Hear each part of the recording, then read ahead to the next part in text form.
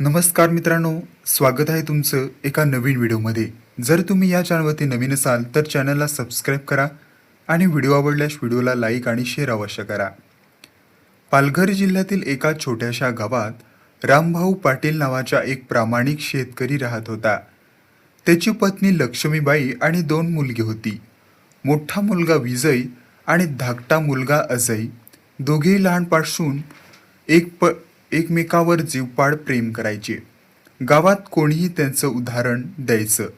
विजय कुठे गेला तर अजय त्याच्या मागे असायचा. अजयला कोणी त्रास दिला तर विजय समोर उभा राहायचा. दोघांमध्ये एवढं प्रेम होतं की गावातील लोक म्हणायचे, असे भाऊ प्रत्येक घरात असावेत. रामभाऊने आयुष्यभर कष्ट करून भरपूर शेती, एक मोठं घर आणि काही जमिनी विकत घेतल्या होत्या. त्याची एक इच्छा होती की त्याची मुलं कायम एकत्र राहावीत. वर्षे सरली, दोघांचं लग्न झालं. सुरुवातीला सर्व काही सुरळीत होतं, पण हळूहळू घरात संपत्तीच्या चर्चा सुरू झाल्या. एके दिवशी गावातील काही लोक विजयच्या कानात म्हणाले, तू मोठा मुलगा आहेस, शेती तू सांभाळतोस, मग अजयला अर्धा हिस्सा का? ते शब्द विजयच्या मनात घर करून गेले. दुसरीकडे काही लोक अजयला म्हणाले, तुझाही तितकाच हक्क आहे. मोठा भाऊ सरळ सगळं स्वतःकडे ठेवणार.